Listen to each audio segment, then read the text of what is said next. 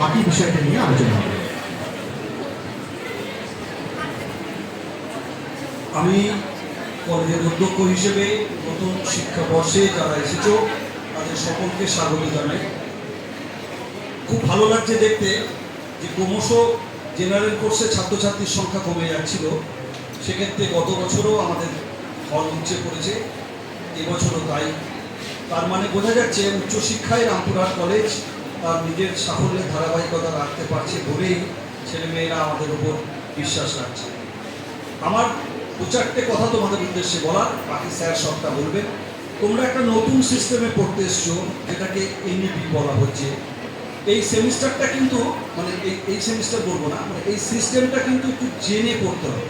জেনে পড়তে হবে মানে ব্যাপারটা এতদিন পর্যন্ত যেমন তোমরা পড়ে এসেছো হাই সেকেন্ডারি পর্যন্ত, ব্যাপারটা কিন্তু ঠিক তেমন নয়। ফর্ম ফিল আপ করতে গিয়ে তোমরা বুঝতে পেরেছো মেজর, মাইনর, এমবিসি, এসিসি, আরও অনেকগুলো যত পরপর আছে স্যার সেগুলো বলবে। একদম এই সেমিস্টার পর্যন্ত তোমাদের 4টে বছরে নানা ভাগে ভাগে আছে। আমি সবগুলো বলছি না, কারণ প্রথমে বললে পরেই সেগুলো একটা বিভ্রান্তি তৈরি করতে পারবে। আমি শুধু বলছি কে কোন সাবজেক্ট কিভাবে পড়বে স্যার ডিটেলসে তোমাদের কাছে বলবেন, যে কারণেই আমরা এনইপি ওরিয়েন্টেশন প্রোগ্রামটা করেছি। স্যার সাবজেক্টটা বলবেন, কিন্তু আমি যেগুলো বলছি সেটা হচ্ছে কলেজের নিয়ম নীতির ব্যাপারটা। প্রথম দিনই খুব স্পষ্টভাবে বলে দিতে চাই, স্কুল লাইফে যেমন কাটিয়েছো তেমনভাবেই কিন্তু কলেজে আসতে হবে।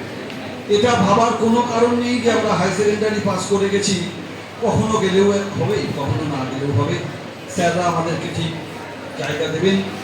আমি কিন্তু প্রথম দিনই বলে দিচ্ছি, ক্লাসে যদি পার্সেন্টেজ ইউনিভার্সিটির নির্দেশ অনুযায়ী না থাকে তাহলে কিন্তু পরীক্ষায় বসতে দেওয়া যাবে না বা হবে না। সেক্ষেত্রে যারই রিকোয়েস্ট আসুক না কেন, যে পর্যায় থেকে রিকোয়েস্ট আসুক না কেন, আমাদের সবার একটাই পরিচয়, রামপুরহাট কলেজে আমরা যারা এসেছি তারা রামপুরহাট কলেজের ছাত্রছাত্রী, আর আমরা রামপুরহাট কলেজের শিক্ষক শিক্ষিকা। এর বাইরে আর কোনো পরিচয় আমাদের নেই, কোনো পরিচয় আমরা বহন করব না। আমাদের ইউনিভার্সিটি নির্দেশিত যে নির্দেশনামা আছে কলেজের আসা যাওয়ার ব্যাপারে, ক্লাস করার ব্যাপারে, পরীক্ষা দেওয়ার ব্যাপারে, সেই ক্ষেত্রে যদি কোনো অসুবিধা কিছু হয় আমরা সর্বতোভাবে তোমাদের পাশে থাকবো। আমি ব্যক্তিগতভাবে আছি, আমার অত্যন্ত সুশীল শিক্ষক শিক্ষিকারা আছে, একদম অত্যন্ত দায়িত্ব নিয়ে কাজ করার জন্য শিক্ষাকর্মীরা আছে, সবাই তোমাদের পাশে থাকবে। কিন্তু একটা জিনিস মনে রাখতে হবে, তোমরা এত বড় হয়ে যাওনি যে গত বছর পর্যন্ত 4টে পর্যন্ত স্কুল করেছো আর আজ আর কলেজে যাওয়ার প্রয়োজন নেই। যদি কেউ মনে মনে এই জায়গাটা ভেবে থাকো, আমি প্রথম দিন বলে দিচ্ছি, কারোর কোনো পর্যায়ের কোনো অনুরোধ কিন্তু আমি গ্রহণ করব না। এটা কিন্তু মাথায় রেখে কলেজে আসতে হবে। কারণ আমি জানি আমার কলেজে সবাই সম্ভ্রান্ত পরিবার থেকে আসেনি, অনেক গরিব পরিবার থেকে তার মা বাবারা তাদের কষ্ট করে তাদের ছেলে মেয়েদের এখানে পাঠাচ্ছে, তারা দূর দূরান্ত থেকে আসে। নিজেদের কথা না ভেবে বাড়ির লোকগুলোর কথা ভাববে যে তোমরা আজকে যদি ক্লাস না করো তাহলে যে মানুষটাকে তোমাদের কষ্ট করছেন তাদের সাথে বিশ্বাসঘাতকতা করছো। তা করার কোনো অধিকার তোমাদের নেই, কোনোভাবেই তোমরা সেটা করতে পারো না। আর মাস্টারমশাইদের কাছে যদি তোমরা ক্লাসে এসে না পাও, আমি সরাসরি আমার চেম্বারে এসে বলবে কোন সাবজেক্ট কোন বিভাগ কার তিনি দায়িত্বে আছেন। তিনি যদি বিশেষ কোনো কারণে অসুস্থ হয়ে না পড়েন বা ছুটি যদি না নিয়ে নেন, আমি তোমাদের কথা দিচ্ছি মাস্টারমশাইরা তোমাদের ক্লাস নেবেন। আমার মাস্টারমশাইরা অত্যন্ত গুণী মানুষ এবং তারা অত্যন্ত দায়িত্ব নিয়ে সারা বছর ক্লাস নেন।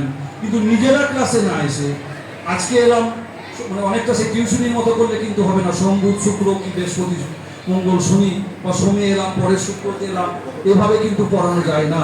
তার কারণটা হচ্ছে পড়াতে গেলে আমরা দেখেছি আমাদের একটা ক্রোনোলজিক্যালি পড়াতে হয়। একটা চ্যাপ্টার ধীরে ধীরে একদিনই তো পড়ানো যায় না।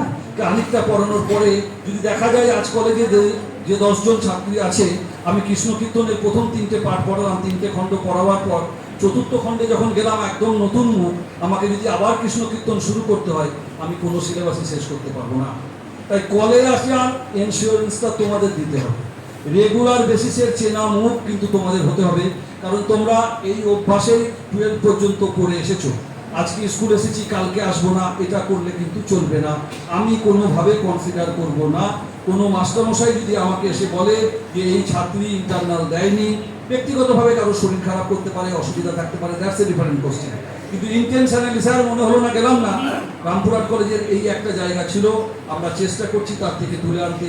কোনো রাজনৈতিক দাদা দিদি, কোনো মাস্টারমশাই, কেউ বাইরের কোনো লোক, ঠিক আছে আমি দেখে নেবো, দেখে নেওয়ার জায়গা নেই। আমি খুব স্পষ্টভাবে বলছি, দেখে নেওয়ার জায়গা নেই। বর্ধমান বিশ্ববিদ্যালয়ের নির্দেশিত নির্দেশনামাই তোমাদের জন্য এক এবং একমাত্র নির্দেশনামা, কারোর দেখে নেওয়ার কোনো জায়গা নেই। আমরা সেটাকেই ফলো করে তোমাদের করব, অন্য কোনোভাবে কারোর কোনো অনুরোধ আমরা কোনোভাবে এন্টারটেন করব না। তোমাদের আজ প্রথম দিন, আমি কোনো কড়া কথা বলবো না, মনের আনন্দে ক্লাস করো। যত রকমের অসুবিধা আছে সব দেখার জন্য আমাদের মাস্টারমশাইরা আছে, আমরা আছি। তোমাদের ভবিষ্যৎ জীবন সুখের হোক, প্রত্যেকে এগিয়ে চলো এবং রামপুরহাট কলেজের সুনাম অক্ষুণ্ণ রাখার দায়িত্ব কিন্তু আজ থেকে তোমাদের ওপর পড়লো। পারিবারিক সুনাম রাখার যেমন দায়িত্ব, নিজের সুনাম রক্ষা করার যেমন দায়িত্ব, রামপুরহাট কলেজকে এগিয়ে নিয়ে যাওয়ার দায়িত্ব কিন্তু আজ থেকে তোমাদের কাছে পড়লো। তোমরা রামপুরহাট কলেজের বৃহত্তর পরিবারের সক্রিয় সদস্য হিসেবে আজ থেকে তোমাদের দিন শুরু করলে সমস্ত রকম কিছু স্যারের কাছ থেকে বুঝে নাও, কিন্তু চিৎকার করে না। কারোর কোনো অসুবিধা হলে, বুঝতে অসুবিধা হলে হাত তুলবে, স্যার সবার সঙ্গে মিট করবে এবং তোমরা সমস্ত তাদের প্যাটার্ন করবে। আজকে যাদেরকে আমরা জায়গা দিতে পারলাম না, আমাদের ঘর ছোট, আমি তোমাদের কাছে বলছি চিন্তার কোনো কারণ নেই। স্যার বলেছেন, আমি আবারও বলছি, কালকে 11টা 15 তোমাদের জন্য, কালকে 12টা থেকে আমাদের আরেকটা সেশন আছে, কিন্তু 11টা 15 থেকে 12টার জন্য আজ যারা ভিতরে জায়গা পেলে না বা আসতে পারোনি, আগামীকাল আমরা আবার তোমাদের সমস্তটা বলে দেবো, স্যার দায়িত্ব নিয়ে বলবেন। কিন্তু একটাই কথা, ছাত্র সুলভ আচরণ করে, কলেজের ডিসিপ্লিন মেনটেন করে ক্লাস করতে হবে, এর কোনো অন্যথা কিন্তু আমরা কেউ বরদাস্ত করব না। বাকি জীবন সুন্দর হোক, সাবজেক্ট বুঝে নাও, কোনো অসুবিধা হলে আমাদের সাথে যোগাযোগ করো। সব পর্যায়ে তোমাদের সব অসুবিধায় আমরা তোমাদের সাথে আছি। তোমাদের আগামী দিন সুন্দর হোক, এই কথা বলে আমার কথা শেষ করছি, বাকিটা স্যার বলবেন। স্যারকে অনেক ধন্যবাদ। নবাগত ছাত্রছাত্রীদের কাছে এই অমূল্য কথা তাদের জীবন পথের পাথেয় হোক। আর আজকে আমরা যে জন্য এই ওয়ার্কশপটি আয়োজন করেছি, এনইপি 2020 সিলেবাস সম্পর্কে অবগত হওয়ার জন্য আমরা আমাদের কলেজের রাষ্ট্রবিজ্ঞান বিভাগের অধ্যাপক ডক্টর মুজাফফর হোসেন নুরুল মহাশয়কে আমি আহ্বান জানাচ্ছি তার বক্তব্য রাখার জন্য।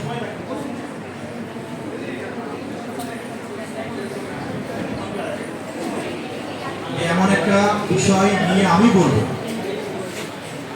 এমন একটা বিষয় নিয়ে আমি বলবো যেটা প্রত্যেক ছাত্রছাত্রী, শুধু বাংলা বিভাগ বলে নয়, বাংলা যাদের মেজর আছে, বাংলা যাদের মাইনর আছে, তাদের জন্য নয়, সেই জন্য এই জানাটা, এই বোঝাটা তোর 3 বছর বা 4 বছর কাজে লাগবে।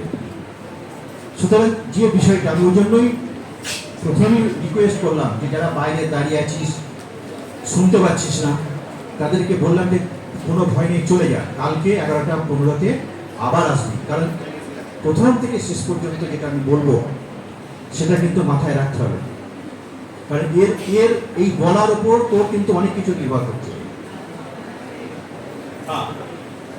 ঠিক আছে, তোর এই বলার উপর, এই শোনার উপর, কারণ কোথাও কোনো একটা যদি ভুল হয়ে যায়, মানে তোর বোঝার ভুল হয়ে যায়, তাহলে কিন্তু তোর ক্ষেত্রে একটু সমস্যা হবে, আমাদের কিছু সমস্যা নেই।